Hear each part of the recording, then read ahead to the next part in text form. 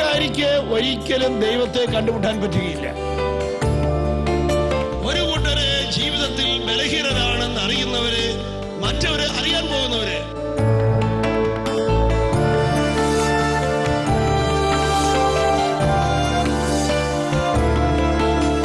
ഇങ്ങോട്ട് വേദനിപ്പിക്കുന്നവരെ സ്നേഹിക്കുന്നതിന് വിലയുണ്ട്, ഇങ്ങോട്ട് സ്നേഹം തരാത്തവരെ സ്നേഹിക്കുന്നതിന് വിലയുണ്ട്. കാരണം നമ്മുടെ കർത്താവായ യേശു ക്രിസ്തു അതിന്റെ വില കുരിശിൽ വെച്ചിരിക്കുകയാണ്. ഹല്ലേലൂയ.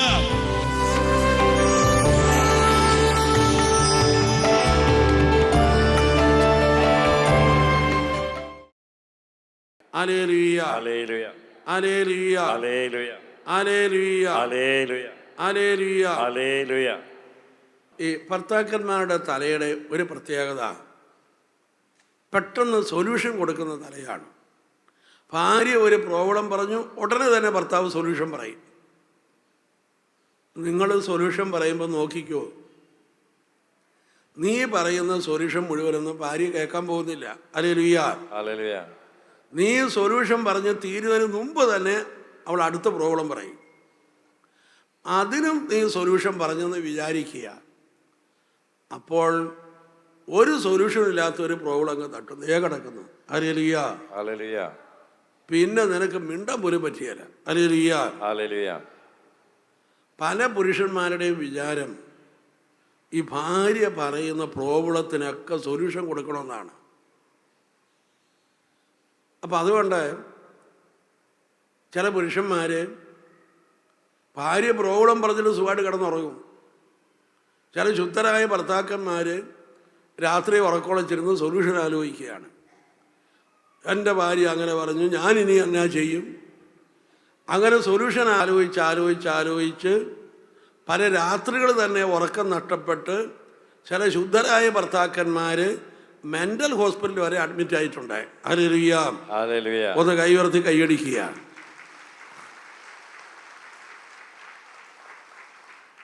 നീ സൊല്യൂഷൻ ഒന്നും പറയാൻ പോകണ്ട, അവളെ കേൾക്കാനുള്ള മനസ്സ് കാണിച്ചാൽ മതി. ഭാര്യയെ കേൾക്കുക എന്ന് പറഞ്ഞാൽ അത്ര എളുപ്പമുള്ളൊരു കാര്യമൊന്നുമല്ല. ഞാൻ ഒരു കാര്യം പറയുകയാണ്. ഒരു സ്ത്രീ അങ്ങോട്ട് കണ്ടമാനം ചൂടാകുകയാണ്. ഭയങ്കരമായ വിമർശന വാക്കുകൾ, കുത്തുവാക്ക് എല്ലാം അതിനകത്തുണ്ട്. ഇതൊക്കെ അവൾ പറഞ്ഞാലും ഒരു ഭർത്താവ് മനസ്സിലാക്കണം, അവൾ ഈ പറഞ്ഞതൊന്നും നിനക്കെതിരായിട്ടല്ല. അപ്പം ചിലർ പറയും, അവളെ പറഞ്ഞതിൻ്റെ അർത്ഥം എന്താ? എൻ്റെ കുടുംബത്തിന് പോലും സ്റ്റാൻഡേർഡ് ഇല്ലെന്നല്ലേ അവളാ പറഞ്ഞത്. അതൊക്കെ ശരിയാണ്, വാക്കിനർത്ഥം അങ്ങനെയൊക്കെ ഉണ്ട്. പക്ഷെ അവൾ അങ്ങനെ ഉദ്ദേശിച്ചിട്ടില്ല. പിന്നെ എന്താണ് അവൾ ഉദ്ദേശിക്കുന്നത്? അവൾ ഈ പറഞ്ഞതിൽ നിന്നെല്ലാം ഒരൊറ്റ അർത്ഥമേ ഉള്ളൂ. അതായത് അവൾ ആ പറഞ്ഞ വിഷയമുണ്ടല്ലോ, ആ വിഷയം എത്ര ആഴത്തിലാണ് അവളുടെ ഉള്ളിൽ സങ്കടവും മുറിവും ഉണ്ടാക്കിയിരിക്കുന്നത്.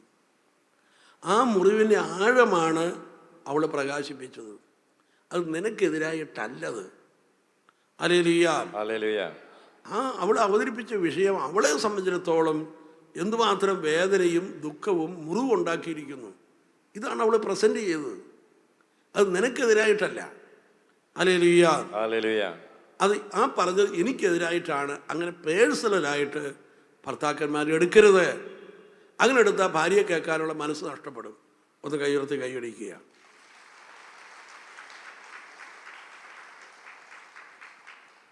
കുടുംബജീവിതത്തെക്കുറിച്ച് എഴുതപ്പെട്ട പുസ്തകങ്ങളിലെല്ലാം എല്ലാ ഗ്രന്ഥകർത്താക്കന്മാരും പൊതുവായി പരാമർശിച്ചിരിക്കുന്ന ഒരു വാചകം എൻ്റെ ശ്രദ്ധയിൽപ്പെട്ടിട്ടുണ്ട്. നിങ്ങൾക്കറിയാവുന്ന കാര്യമാണ്, എങ്കിൽ പോലും ഞാൻ ഈ ക്ലാസ്സിൻ്റെ പൂർണ്ണതയ്ക്ക് വേണ്ടി ഇവിടെ പറയുന്നു എന്ന് മാത്രം. ഒരു ഭാര്യയും ഭർത്താവും തമ്മിൽ ഗൗരവമായി വഴക്കുണ്ടായിക്കഴിഞ്ഞാൽ രാത്രി നിങ്ങൾ ഒരുമിച്ച് കിടന്നാൽ ഭർത്താവിൻ്റെ കയ്യെങ്ങാനും ഭാര്യയുടെ കയ്യെ തൊട്ടാൽ മതി, അത് അവൾക്ക് അറപ്പും വെറുപ്പും ദേഷ്യവുമാണ്. Price the Lord. അവിടെ എന്ത് പ്രശ്നമുണ്ടെങ്കിലും അതെല്ലാം പറഞ്ഞു തീർത്തിട്ട് വേണം ഒരുമിച്ച് കിടക്കാൻ. Price the Lord. ഹല്ലേലൂയ. അതൊക്കെ ശരിയായിക്കോളും എന്ന് അങ്ങനെ വിചാരിക്കരുത്. അത് പറഞ്ഞു തന്നെ തീർക്കണം. ഹല്ലേലൂയ. ഹല്ലേലൂയ. ഒന്ന് കൈയുയർത്തി കൈയടിച്ചേ.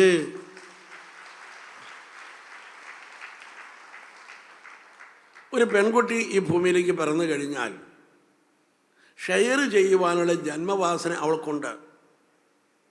പക്ഷേ ആ വീട്ടിലെ മാതാപിതാക്കന്മാർ ഭയങ്കര ദേഷ്യക്കാരും ഒന്ന് ലിസൺ ചെയ്യാനുള്ള മനസ്സില്ലാത്തവരുമാണെങ്കിൽ പെൺകുട്ടിയിൽ സംഭവിക്കുന്നത് ഷെയർ ചെയ്യുവാനുള്ള ആ വാസന ബ്ലോക്കാവും. അത് ബ്ലോക്കായി കഴിഞ്ഞാൽ പിന്നെ പെൺകുട്ടിയിൽ ഉണ്ടാകുന്നത് മൂഡ് ചേഞ്ച് എന്ന ക്യാരക്ടറാണ്. Mood change. ഹല്ലേലൂയ. അപ്പോൾ എന്തെങ്കിലും പ്രയാസം ഉണ്ടായി, കണ്ണെല്ലാം നിറഞ്ഞ് മുഖമെല്ലാം വീർപ്പിച്ച് എന്ത് പറ്റിയെന്ന് ചോദിച്ചാൽ പറയാനാ. മുറിയുടെ നേരെ മൂലയിൽ പോയിരിക്കുക, ഭക്ഷണം ബഹിഷ്കരിക്കുക, ഇങ്ങനെയൊക്കെ ചെയ്യും. കുറേ കഴിയുമ്പോൾ വീണ്ടും നോർമലാകും, വീണ്ടും ഏതൊരു പ്രശ്നം ഉണ്ടാകും. അപ്പോൾ ഇതുപോലെ തന്നെ മൂഡ് ചേഞ്ച്, മുഖമെല്ലാം വീർപ്പിച്ച് അങ്ങനെ ഇരിക്കും. അങ്ങനെ മൂഡ് ചേഞ്ച് എന്ന ക്യാരക്ടറിലായിരിക്കും പിന്നെ അവർ വളരുക. ഈ പെൺകുട്ടി കുറേ കഴിയുമ്പോൾ വിവാഹിതയാകുന്നു. താൻ കയറി ചെന്ന വീട്ടിലെ ഭർത്താവിൻ്റെ വീട്ടുകാരൊക്കെ തന്നെ മനസ്സിലാക്കുന്നതിൽ പരാജയമാണെന്നെങ്ങാനും തോന്നിയാൽ അവിടെയും ഈ മൂഡ് ചേഞ്ച് എന്ന ക്യാരക്ടർ അവൾ തുടരുന്നു. അങ്ങനെ അത് തുടർന്നു കഴിഞ്ഞാൽ 48-49 വയസ്സൊക്കെ ആയിക്കഴിയുമ്പോൾ അതിൽ പല സ്ത്രീകളും ഡിപ്രഷൻ പേഷ്യൻ്റായിട്ട് മാറുന്നു, വിഷാദ രോഗികളായിട്ട് മാറുന്നു. Price the Lord. ആർക്കാണ് നഷ്ടം? ഒരു കുടുംബത്തിന് അമ്മ ആവശ്യമുള്ളപ്പോൾ, ഭാര്യ ആവശ്യമുള്ളപ്പോൾ അവൾ മാനസിക രോഗിയായി തീർന്നാൽ ആർക്കാണ് നഷ്ടം? നമ്മൾ തന്നെ പരിശോധിക്കുക. ഒന്ന് കൈ ഉയർത്തി കൈയടിക്കുക. Praise the Lord. ഞാൻ ആരെയും ന്യായീകരിക്കാൻ വേണ്ടി പറയുന്നതല്ല. ഒരു 10-25 വർഷത്തിനുള്ളിലാണ് നമ്മുടെ കേരളക്കരയിൽ ഈ മൊബൈൽ ഫോണൊക്കെ വരാൻ തുടങ്ങിയത്. എല്ലാവരുടെ കയ്യിലും മൊബൈൽ ഫോണുണ്ട്. ചില കുടുംബങ്ങളിൽ ഭാര്യാഭർത്താക്കന്മാർ തമ്മിൽ ഒരു ഷെയറിങ്ങും ഇല്ല. അതുകൊണ്ട് ഭാര്യയ്ക്ക് അവൾ പറയുന്നത് കേൾക്കാനോ അതിനുവേണ്ടി അല്പം സമയം ചെലവഴിക്കാനോ ഇല്ല. അങ്ങനെയുള്ള ചില വീടുകളിൽ ചില സ്ത്രീകളുടെ കയ്യിൽ ഈ മൊബൈൽ ഫോൺ എത്തിക്കഴിഞ്ഞപ്പോൾ അവരതിനകത്ത് വയ്യ തോണ്ടി ഒരിക്കലും മിണ്ടാൻ പറ്റാത്ത ചില ആളുകളുമായി മിണ്ടി നമ്മുടെ ഈ കേരളക്കരയിൽ പല കുടുംബങ്ങളും നഷ്ടപ്പെട്ടു പോയിട്ടുണ്ട്. ഹല്ലേലൂയ. അപ്പം ഇത് ഞാൻ സൂചിപ്പിക്കുന്നത് ഈ ആധുനിക കാലഘട്ടത്തിൽ എല്ലാ ഭർത്താക്കന്മാരും ഇത് മനസ്സിലാക്കുക. ഒരു സ്ത്രീയുടെ മാനസികാരോഗ്യം അവളുടെ ഷെയറിങ്ങിലാണ് ഇരിക്കുന്നത്. അതുകൊണ്ട് ഷെയറിങ്ങിനുള്ള സമയം ഈ ആധുനിക കാലഘട്ടത്തിൽ ഭർത്താക്കന്മാർ കണ്ടെത്തണം. അതല്ലെങ്കിൽ അവിടെ ഇരിക്കുന്ന മൊബൈൽ ഫോൺ അവൾക്ക് വലിയ പ്രലോഭനമാണ്. Hallelujah, hallelujah, hallelujah, hallelujah. അതുകൊണ്ട് ഈ ആധുനിക കാലഘട്ടത്തിലുള്ള എല്ലാ ഭർത്താക്കന്മാരും ഇത് വലിയൊരു ഉത്തരവാദിത്വമായി സ്വീകരിക്കേണ്ടതാണ്. ഒന്ന് കൈ ഉയർത്തി കൈയടിക്കുക. Hallelujah, hallelujah. നമ്മുടെ വീടുകളിലെ കുട്ടികളെ ഇന്ന് ആരാണ് ഉപദേശിക്കുന്നത്? പണ്ട് അവരുടെ ചേട്ടന്മാർ, മാതാപിതാക്കന്മാർ, ഗ്രാൻഡ് ഫാദർ, ഗ്രാൻഡ് മദറൊക്കെ ഉണ്ടെങ്കിൽ അവർ ഉപദേശിക്കും. വീടിന് വെളിയിൽ ടീച്ചേഴ്സ്, വൈദികർ, സിസ്റ്റേഴ്സ് ഇവരൊക്കെ ഉപദേശിക്കും. ഇവരെല്ലാവരും നൽകുന്ന ഉപദേശങ്ങൾ തമ്മിൽ അങ്ങോട്ടും ഇങ്ങോട്ടും ഒന്നൊന്നിൻ്റെ ഭാഗമാണ്, ഒന്നൊന്നിൻ്റെ വളർച്ചയാണ്. ഇന്ന് ഈ കുട്ടികൾക്ക് ഉപദേശം കൊടുക്കുന്ന ആരാണ്? ഈ പറഞ്ഞവരാരും ഉപദേശം കൊടുക്കുന്നേ ഇല്ല. പിന്നെ ഈ കുട്ടികൾക്ക് ഉപദേശം കൊടുക്കുന്ന ആരാണ്? അവിടെ കയ്യിലിരിക്കുന്ന മൊബൈൽ ഫോണാണ്. ആ യൂട്യൂബിലൂടെയൊക്കെ എന്തൊക്കെയോ ഒപ്പിച്ച് കൊടുക്കുന്ന കുറേ ഞരമ്പ് രോഗികളാണ് ഇന്ന് നമ്മുടെ കുട്ടികളെ ഉപദേശിച്ചുകൊണ്ടിരിക്കുന്നത്. അതിൻ്റെ റിസൾട്ട് വളരെ ഗൗരവമുള്ളതാണ്. അതിലൂടെ വരുന്ന പല സന്ദേശങ്ങളും പരസ്പര വിരുദ്ധമാണ്. അവിടെ കുട്ടികളുടെ ഉള്ളിൽ ഡിസിഷൻ എടുക്കുന്ന കാര്യത്തിൽ ഒക്കെ വളരെ വിധത്തിലുള്ള കൺഫ്യൂഷൻ ഇന്ന് നമ്മുടെ കുട്ടികൾ നേരിടുന്നുണ്ട്. ഹല്ലേലൂയ. നിങ്ങൾ പറയുന്നു അവർക്ക് മനസ്സിലാകുന്നില്ല, അവർ പറയുന്നു നിങ്ങൾക്ക് മനസ്സിലാകുന്നില്ല. എല്ലാ കുടുംബങ്ങളിലും കുട്ടികളും മാതാപിതാക്കന്മാരും തമ്മിൽ വലിയൊരു വിടവ് ഇത് ഫീൽ ചെയ്തുകൊണ്ടിരിക്കുകയാണ്. ആരും അതിനെക്കുറിച്ച് മിണ്ടുന്നില്ലെന്ന് മാത്രമേ ഉള്ളൂ. ഹല്ലേലൂയ. ഒത്തിരി തെറ്റായ ആശയങ്ങൾ ഈ യൂട്യൂബിലൂടെയൊക്കെ ഇന്ന് കുട്ടികളുടെ തലയിലേക്ക് അടിച്ചു കയറ്റിക്കൊണ്ടിരിക്കുകയാണ്. അങ്ങനെ അടിച്ചു കയറ്റിക്കൊണ്ടിരിക്കുന്ന തലത്തിലെ ഒരു തെറ്റായ ആശയം സെക്സിനെ കുറിച്ചുള്ളതാണ്. സഹോദരങ്ങളെ, എന്താണ് സെക്സ്? പലരുടെയും വിചാരം സെക്സ് എന്ന് പറഞ്ഞാൽ ലൈംഗിക അവയവങ്ങൾ എന്നാണ് അവർ ധരിച്ചു വച്ചിരിക്കുന്നത്. ഒരു കൊച്ചു ഈ ഭൂമിയിലേക്ക് പിറന്നാൽ ലൈംഗിക അവയവങ്ങളുണ്ട്, പക്ഷെ അതിന് ലൈംഗിക വികാരങ്ങളോ ഒന്നുമില്ല. ലൈംഗിക വികാരവും ലൈംഗിക ചിന്തയും തലയുടെ പ്രവർത്തനമാണ്. Price the Lord. Hallelujah, hallelujah, hallelujah. ഒരു കുഞ്ഞ് ഈ ഭൂമിയിലേക്ക് പിറന്നു കഴിഞ്ഞാൽ ആ നിമിഷം തൊട്ട് ആ കുട്ടി സെക്സിലാണ് അറിയപ്പെടുന്നത്. ഒന്നില്ലെങ്കിൽ അവൻ അല്ലെങ്കിൽ അവൾ ഉണ്ടോ, സെക്സിലാണ് അറിയപ്പെടുന്നത്. അപ്പോൾ ഒരു വ്യക്തിയുടെ സെക്സ് എന്ന് പറയുന്നത് ആ വ്യക്തിയെ മുഴുവനായിട്ട് പ്രതിദാനം ചെയ്യുന്നു. ഇനി വിവാഹത്തിൽ എന്താണ് നടക്കുക? വിവാഹത്തിൽ ഒരു വ്യക്തി തന്നെ തൻ്റെ ജീവിത പങ്കാളിക്ക് കൊടുക്കുന്നു. അങ്ങനെ തൻ്റെ ജീവിത പങ്കാളിക്ക് കൊടുക്കുന്നതിൻ്റെ ഒരു പ്രതീകമാണ് തന്നെ മുഴുവനായി പ്രതിദാനം ചെയ്യുന്ന തൻ്റെ സെക്സ് മറ്റേ ആൾക്ക് പങ്കുവയ്ക്കുന്നു. അതിലൂടെ ഞാൻ എന്നെ മുഴുവനായി നിനക്ക് തരുന്നു എന്നാണ് ഇതിനർത്ഥം. അപ്പോൾ സെക്സ് പങ്കുവയ്ക്കുക എന്നത് ഒരു വ്യക്തി തന്നെ ജീവിതം മറ്റേ ആൾക്ക് കൊടുക്കുകയാണ്. അത് വലിയൊരു ഉത്തരവാദിത്വമാണ്. Price the Lord. നമുക്കറിയാം, എല്ലാ വ്യക്തികളുടെ ഉള്ളിലും സ്വന്തം ജീവിതം നിലനിർത്തുവാനുള്ള നൈസർഗികമായ വാസനയുണ്ട്. അപ്പം നീ നിൻ്റെ ജീവിതം മറ്റൊരാളുടെ കയ്യിൽ ഏൽപ്പിക്കുമ്പോൾ നീ 100 വട്ടം ആലോചിക്കണം, എൻ്റെ ജീവിതം ആ വ്യക്തിയുടെ കയ്യിൽ ഭദ്രമാണോ? അതുകൊണ്ടാണ് നൂറ്റാണ്ടുകളുടെ സംസ്കാരം നമുക്ക് പറഞ്ഞു തന്നിരിക്കുന്നത്, വിവാഹത്തിന് മുമ്പ് ഒരിക്കലും നീ സെക്സ് പങ്കുവയ്ക്കരുത്. വിവാഹമാകട്ടെ സമൂഹം അറിഞ്ഞ്, സമുദായം അറിഞ്ഞ്, ഗവൺമെൻറ് അറിഞ്ഞ് നിയമപരമായ ബാധ്യത ഉൾച്ചേർത്തിരിക്കുന്ന ഒന്നാണ്. കാരണം അതൊരു വലിയൊരു ഉത്തരവാദിത്വമാണ്. ഹല്ലേലൂയ. ഒന്ന് കൈയുയർത്തി കൈയടിച്ചേ.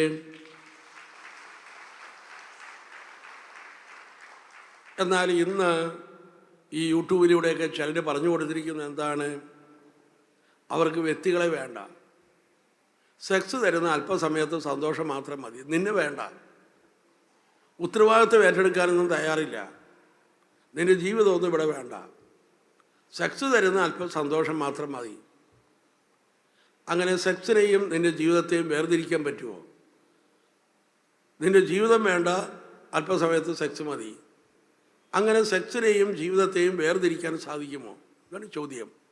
അങ്ങനെ പറ്റുമെന്നാണ് പലരുടെയും തലയ്ക്കകത്ത് പറഞ്ഞു കൊടുത്തിരിക്കുന്നത്. ഹല്ലേലൂയ. നമുക്ക് നോക്കാം, അങ്ങനെ പറ്റുമോ?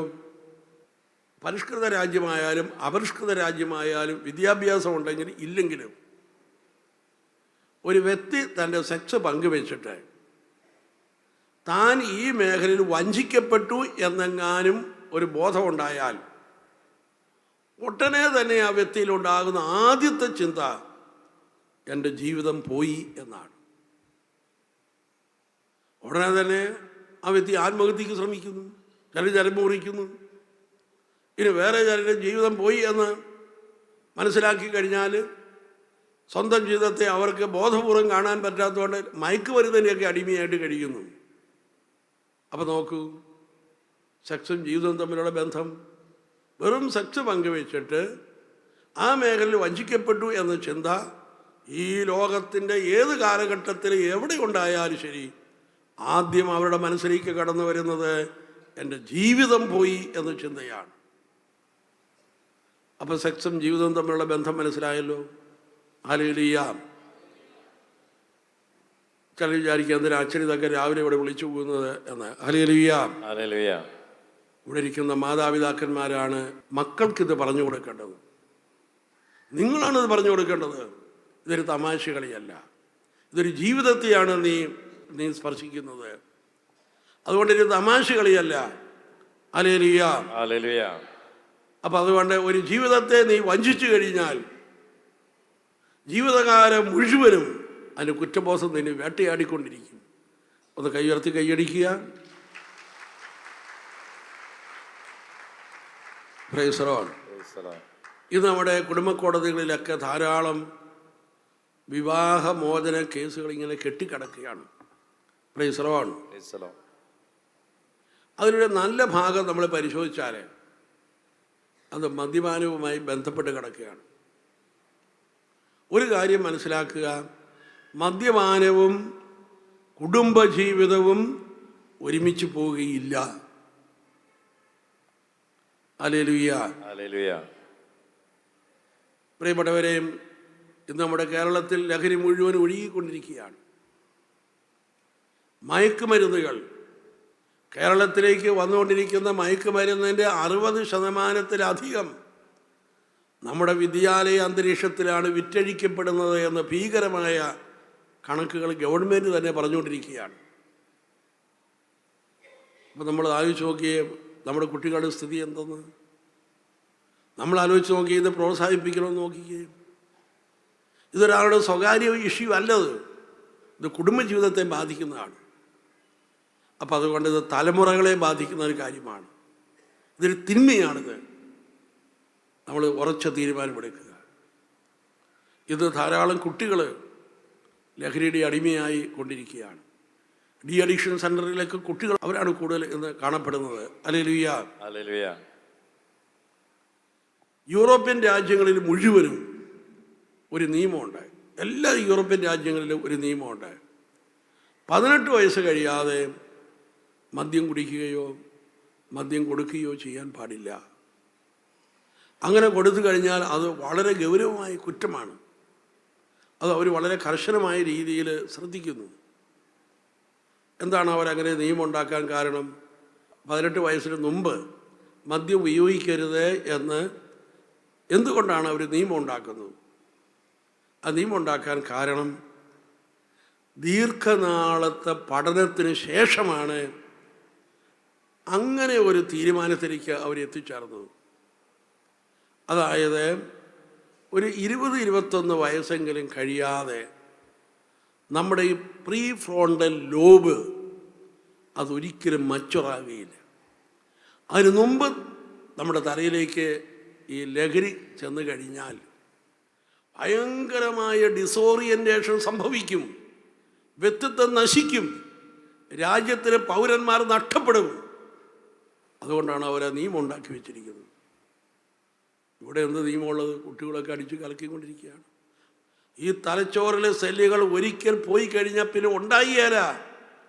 Hallelujah, hallelujah, hallelujah. പ്രിയപ്പെട്ടവരെയും, നമ്മൾ ഒരു പ്രാവശ്യമാണ് പോലെങ്കിലും മദ്യം ഉപയോഗിച്ചാൽ ഈ മദ്യത്തിൽ നിന്ന് അതിൻ്റെ ഫലമായി ഡോപ്പാമിൻ എന്ന് പറയുന്ന പ്ലഷർ കെമിക്കല് വലിയ ക്വാണ്ടിറ്റിയിൽ നമ്മുടെ തലയിലേക്ക് വരികയാണ്. അത് പ്ലഷർ കെമിക്കലാണ്, വലിയ അളവിലാണ് തലയിലേക്ക് വരുന്നത്. അങ്ങനെ ഒരിക്കൽ നമ്മുടെ തലയിൽ ഈ പ്ലഷർ കെമിക്കൽ വന്നു കഴിഞ്ഞാൽ പിന്നെ ഈ വ്യക്തിക്ക് മദ്യം കഴിക്കുന്നതിൽ മാത്രമായിരിക്കും പ്ലഷർ. മറ്റൊന്നിലും ആ വ്യക്തിക്ക് സന്തോഷമില്ല, പ്ലഷറും ഇല്ല. അങ്ങനെയാണ് ഇതിൽ അഡിക്ഷൻ ഉണ്ടാകുന്നത്. അങ്ങനെയാണ്. അപ്പം ഇത് നമ്മൾ വളരെ സീരിയസ് ആയിട്ട് എടുക്കണം. ഇത് നമ്മുടെ കൺട്രോളിൻ്റെ പ്രശ്നമല്ലത്, ഇത് നമ്മുടെ ബോഡിയുടെ പ്രശ്നമാണ്. കാരണം ബോഡി അങ്ങനെയാണ് സംവിധാനം ചെയ്യപ്പെട്ടിരിക്കുന്നത്. ഈ ബോഡിക്കകത്ത് വലിയ തോതിൽ ഡോപ്പാമിൻ എന്ന് പറയുന്ന കെമിക്കൽ വന്നു കഴിഞ്ഞാൽ പിന്നെ ആ വ്യക്തിക്ക് മദ്യം കഴിക്കുന്നതിൽ മാത്രമേ സന്തോഷം ഉണ്ടാകുകയുള്ളൂ.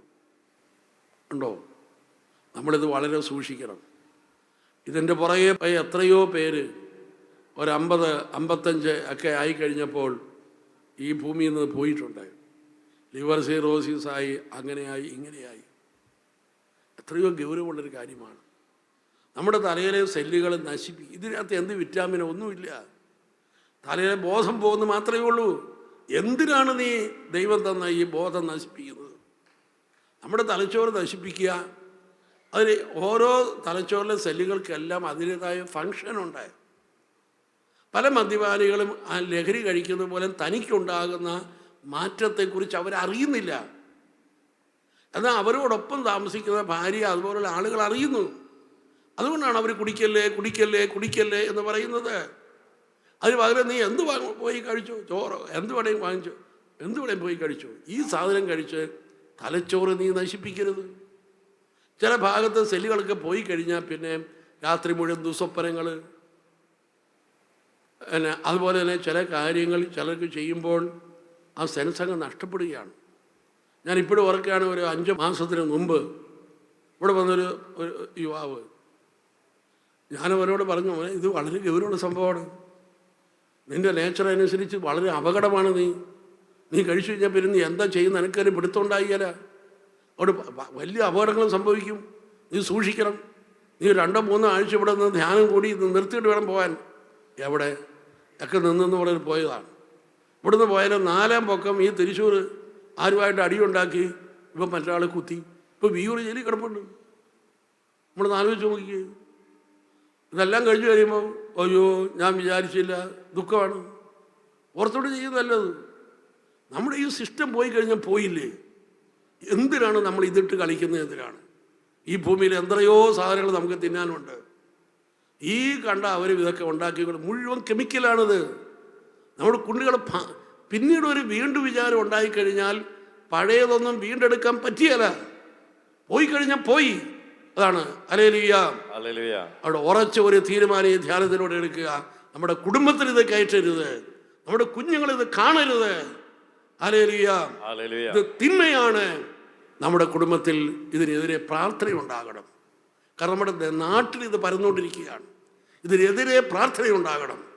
എല്ലാ ദിവസവും പ്രാർത്ഥിക്കണം. ഹല്ലേലൂയ. അത് കൈ ഉയർത്തി കൈയടിച്ചേ.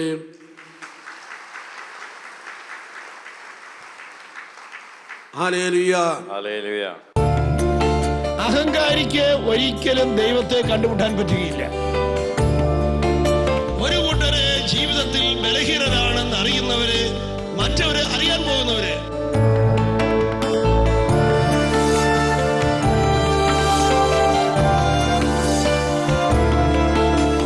ഇങ്ങോട്ട് വേദനിപ്പിക്കുന്നവരെ സ്നേഹിക്കുന്നതിന് വിലയുണ്ട്, ഇങ്ങോട്ട് സ്നേഹം തരാത്തവരെ സ്നേഹിക്കുന്നതിന് വിലയുണ്ട്.